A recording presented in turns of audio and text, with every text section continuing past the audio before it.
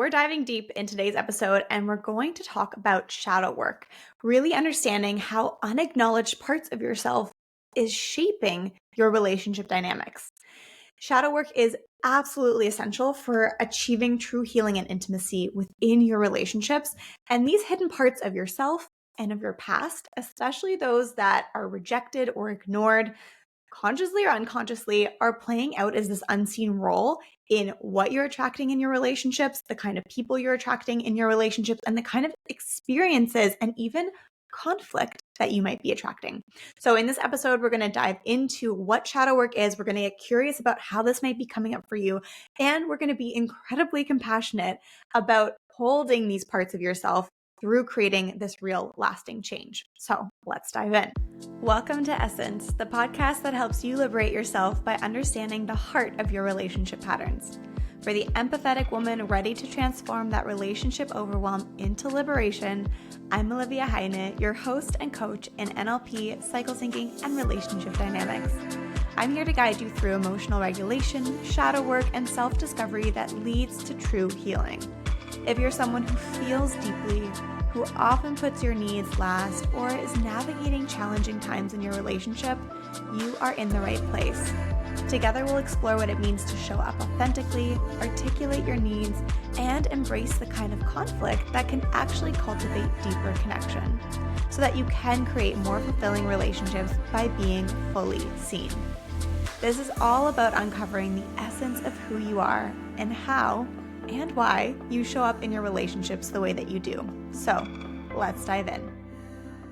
Welcome back to Essence. This is the third and final episode in this foundational series. So if you are tuning in for the first time, this is the third part of 3 episodes. I encourage you to go back to the last 2 episodes so that you can kind of get the full spectrum of what it is we're talking about here, what it is that you need to know to start uncovering the essence of who you are, understanding yourself so well so that you can understand how you show up in your relationships.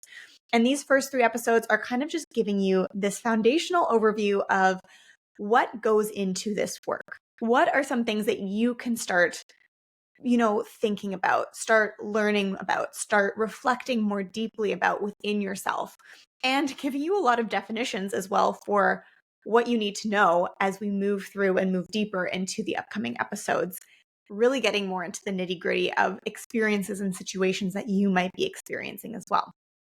So thank you so much for being here. If you're new here, welcome to this space. Please follow along, subscribe, share, and if you love this episode today, please pass it on to someone who you know would appreciate it or might benefit from it, lovingly, of course. And if you are that person, thank you for being here. And if you are new here, my name is Olivia Heine, and I'm here to help you get to the root of your relationship pattern. So we are talking in this podcast all about what is going on within you, what is going on beneath the surface, and the things that you might not even be aware of. And that perfectly transitions us to the topic of today's episode, which is shadow work and uncovering your shadow self. So to catch us all up, put us all on the same level definition-wise, let's define what the shadow self actually is. And the shadow self is the hidden or rejected part of who you are. And there's so many different psychologists and researchers and amazing people out there who talk about this. Freud had his version of the shadow self. Jung had his version. Brene Brown talks about this in different elements, the parts of ourselves that we reject in order to fit in order to be loved, the part of ourselves that we don't think is valuable or worthy of love. And we'll talk more about what that can look like today. But it's important to understand that our shadow self isn't about focusing on the negative parts of yourself. It's not about saying, I'm bad because of this, or I messed up here, so therefore this is a bad part of me, or I'm a bad person. Absolutely not. And the shadow self in and of itself actually isn't bad. What we are doing with the shadow self is acknowledging the full spectrum of who we are. And that includes the parts of yourself that might feel uncomfortable, that you might actually be uncomfortable with, or that you might prefer not to look at all. And when we prefer to not look at parts of ourselves, and those parts of ourselves come up within our relationship dynamics, or those parts of ourselves are triggered within situations in our relationship, it can be really hard to move through that situation and come back to a place of feeling intimacy with our partner and connected again, because we have not wanted to look at this other part of ourselves, the shadow part. So the shadow of you can form on many different levels. And the most important thing to understand with the shadow is that it is happening on an unconscious level, meaning that you are not consciously aware of the shadow. That is part of why it is a shadow. And what we do in shadow work, and actually in addressing your relationship patterns, that means addressing your shadow. But what we do in shadow work is bring these things that are hiding in the shadows to the light. When we bring things into the light, it takes away their power, and then we can actually start looking at it for what it is, as opposed to seeing it as some taboo thing that we don't even want to look at, because then somehow we have to acknowledge that we are somehow wrong, or we as individuals are somehow bad. And again, that's not what this is about. But these shadows can form on many different levels, ranging from personal fears to unprocessed trauma, limiting beliefs that you hold about yourself, about the world, about your relationships, and even habits, daily habits that you've developed to protect yourself within your relationship. So all of these experiences, all of these parts of your shadow self are there to protect you. And that's the second important piece that I want you to take with you today. That again, you are not inherently bad. These things are happening unconsciously. And because of that, you are doing this, or your subconscious is doing this to protect you, to make sure that you receive love, to tell you what you need to do in order to continue to receive support, acknowledgement, validation, acceptance, to fit in. And at a core level, the shadow side forms because your unconscious brain, so the part of you that you are not consciously aware of, is doing it to protect you. It wants to ensure your survival, and primally speaking, fitting in meant survival. If you were not going to fit in, you were not going to be protected, you were going to not survive, right? So life has changed. Our societal setup has changed. That is no longer true, but these existential fears still remain. So let's talk about how you can heal your shadow side, your shadow self, and why that is going to completely transform the way that you experience intimacy and connection within your one-on-one relationships. So these hidden parts of yourself, and quite literally the way that I see it in my mind is like these little figures that are hiding in the shadows. And of course, they're part of me. They're part of who I am. Your shadow is also an integral part of you. And all of these little figures make up your fears, your insecurities, unresolved pain, again, from past experiences, belief systems that you are holding because of what you learned from those past experiences. And these end up affecting your relationships in ways that you might not even realize. So, for example, if you're feeling feelings of jealousy or possessiveness, if you're feeling anxious when your partner is in an off mood, if you're feeling worried about a certain topic being brought up, even though it's not even really relevant to your relationship, but you're just like nervous about it, if you are feeling judged, if you're feeling misunderstood, you're feeling like, I don't really know if like they got me, if they get this, if they support me in this need. When those feelings and thoughts arise, that is a shadow response. And that is coming from a past experience that you are holding on to, that your shadow self in those fears, in those insecurities is holding on to. And that can be a past experience of rejection, of abandonment, of feeling unsafe in intimacy, of feeling like love is conditional and therefore you need to show up and perform in a certain way, of expecting something of someone, like them to read your mind, and when you don't receive that, you feel somehow neglected in that. So there's all these interworkings, or these under the surface things that are happening that are triggering your shadow self. So another way to explain this is that when you are triggered in a situation, it is triggering that shadow self, that shadow side of you. And as long as that part of you remains hidden in the shadows, it gets to keep thriving there. And it's not actually thriving in a way that's serving you. So what we want to do is take those parts out of the shadows so that they don't continue affecting your relationship. So these uncomfortable parts are what we want to bring into the light so that we can address them rather than let them continue to guide your behavior unconsciously, because that's what is happening right now. When you have that trigger situation, your shadow self is activated and it's responding from that place of fear. It's responding from that past belief or experience, telling you this is what's going to happen, so you better respond this way now in order to protect yourself. And so we have a cycle that is shutting you off from deeper connection and intimacy ultimately, because it's focused on protection.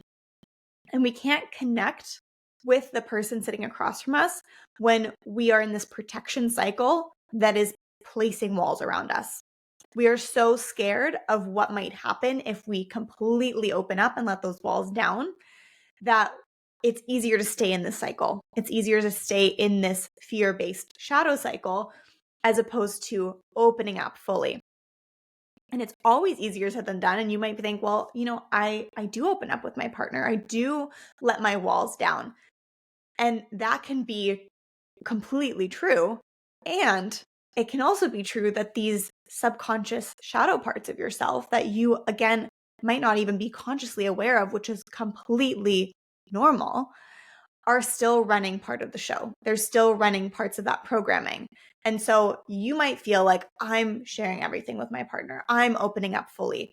But there's still that off energy, or after you share something, you don't feel completely connected or completely understood, or your partner is picking up on some energy and they're having doubts or questioning certain things, or feeling like they need more from you. And you're like, well, I'm giving you everything.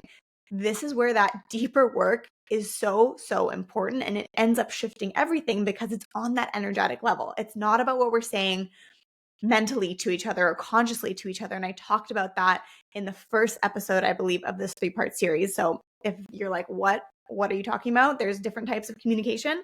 Yes, go watch that. But this is why we want to be doing this deeper work. And so ultimately, without doing this work, you're going to continue to have those repeated experiences of feeling disconnected or misunderstood, or even when you do communicate and open up, you're still not feeling like it's kind of clicking the way that you want it to be clicking, or that the anxiety is still humming beneath the surface, even after that conversation, or even on a daily basis. And you're like, I just want to feel really, really good. And there's something happening beneath the surface that is telling you you're not safe, even though you are, and that you need to be in protection mode. So doing this shadow work allows you to create more honest, secure, that's safety, and deeply intimate relationships.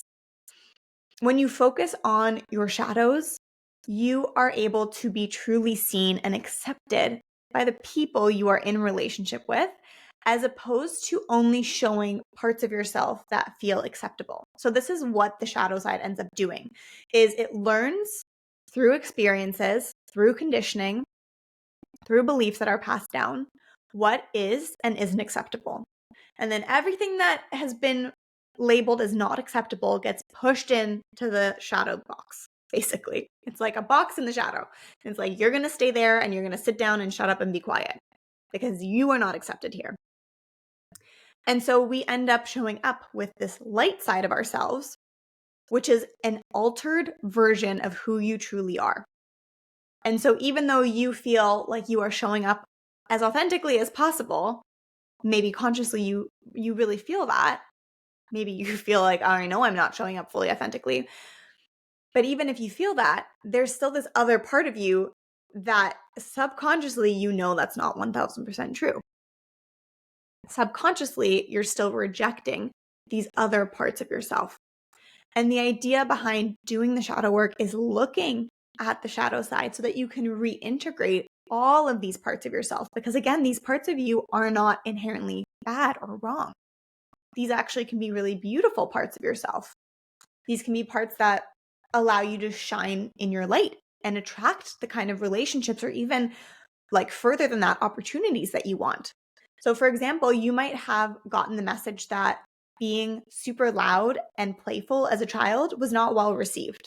So anytime you like screamed and danced around the living room and like made a show and like were really kind of like eccentric and out there and performative, that someone told you to sit down and be quiet, or that it just like wasn't received well. Or maybe you got comments about it like, oh, she's weird, or she's a really active child, whatever it was.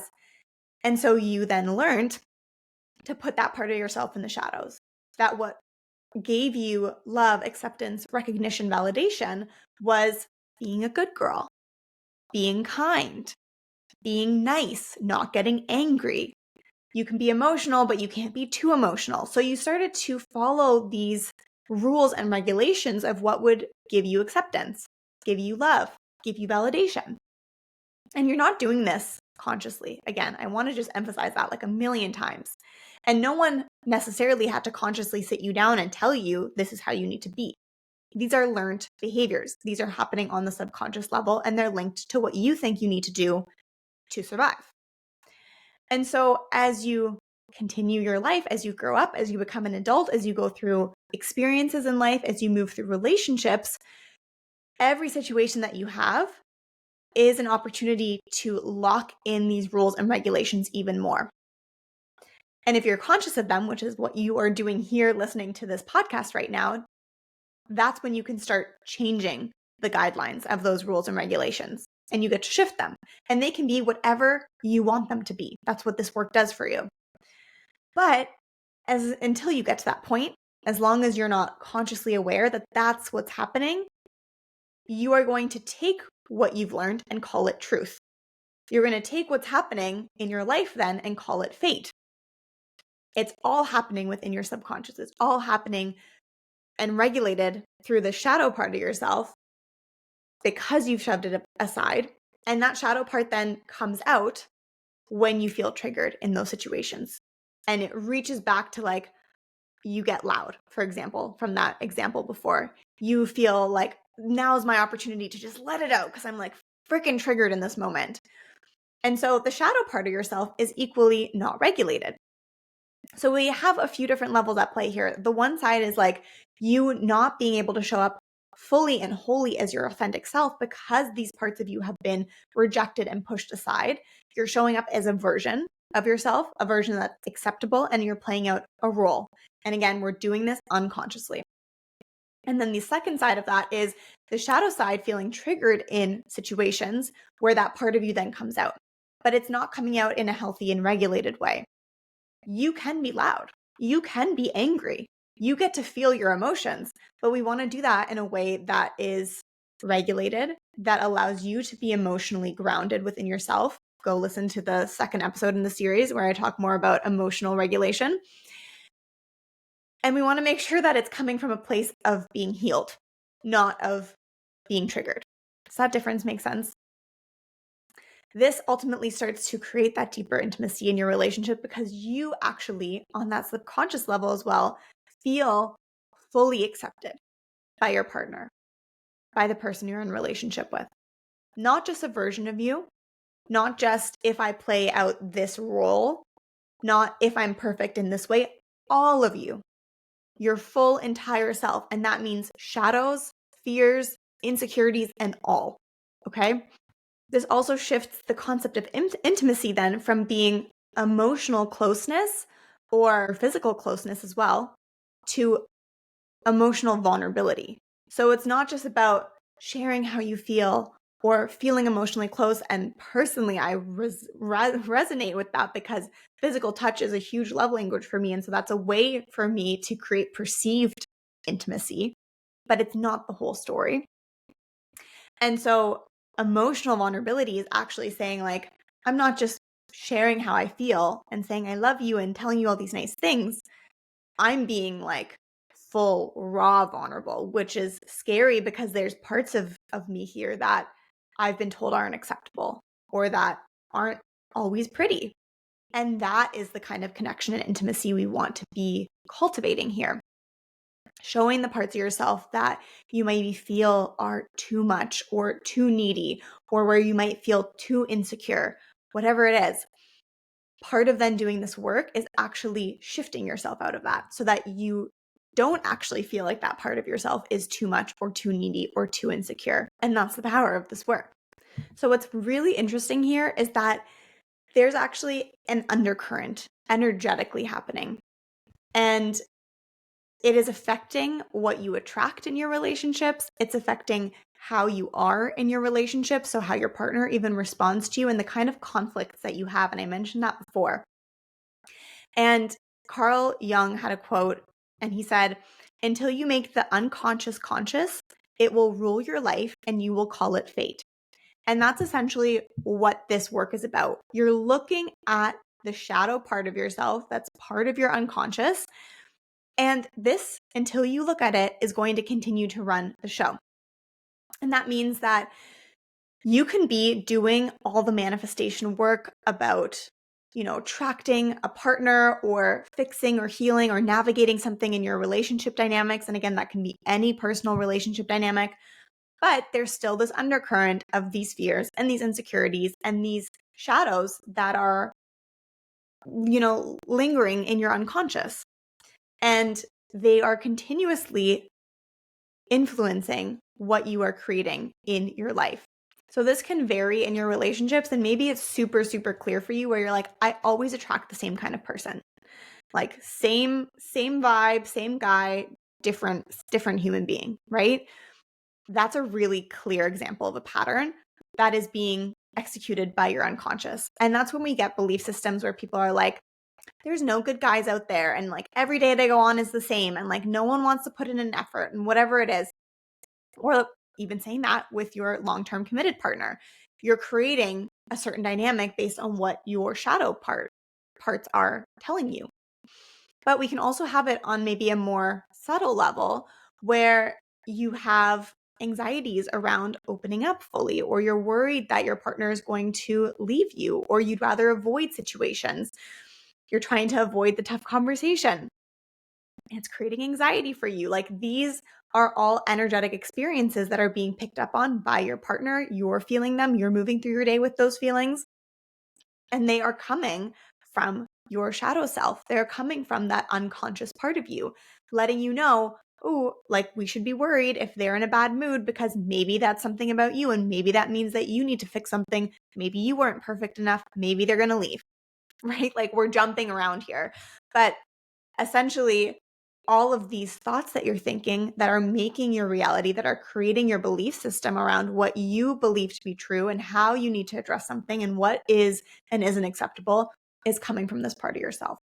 So exploring this part of you, exploring your unconscious, exploring your shadow self, not only is that healing for yourself on a personal level, easing anxiety, easing the overthinking, easing the compulsive thoughts that you might have, or the stress that you feel, or the conflicts that arise within your relationship.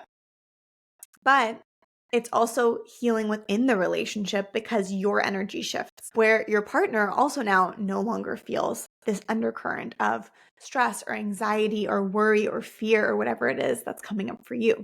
Energetically speaking, it's also really important to understand, like, we talk so much in our society today about positive thinking and, love and light and focusing on what you want to be creating. And that is all really powerful and important, but not until you do this first. We cannot avoid what's in the shadows just by focusing on the light, if that makes sense. In order for the light to shine fully and encompass all, we need to integrate the shadow. We need to be compassionate with our shadow side. We need to look at the shadow side and recognize that the shadow side is a part of you that feels massively rejected, a part of you that does not feel good enough. So why would you want to shove it out even more and show it once more that you're bad? I need to just focus on the light here, right? We want to integrate the shadow self. You want to understand that this is a part of who you are and a part that is really incredible, a part that you can hold and love and accept just as it is, that creates wholeness and acceptance wholly just as you are within yourself as well. So I'm going to give you a mini challenge to just start to get curious with the shadow part of yourself and to challenge yourself to sit with the uncomfortable feelings that are coming up. Rather than judging them or hiding away from them, try noticing them and getting curious. So if you have a particular relationship dynamic right now that's going on, or a situation or a pattern that you can recognize, really giving yourself some space with that and becoming a bit of a detective, going into that shadowy dark alleyway and exploring. What part of me here feels really rejected? What part of me is actually triggered right now in my shadow self? What part of me is feeling like it's not accepted in this situation? And that's causing me to want to shut down or respond in this way. What is the belief about myself that is being triggered here, right? Because that can also indicate what part of yourself you're rejecting. What am I afraid of in this moment?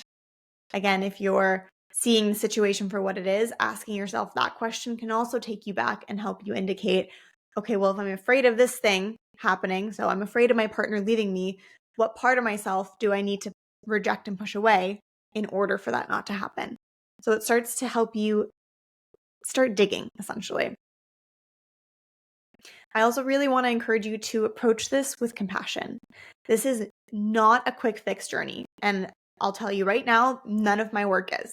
This is not here to give you a magic pill that's going to make everything go away immediately.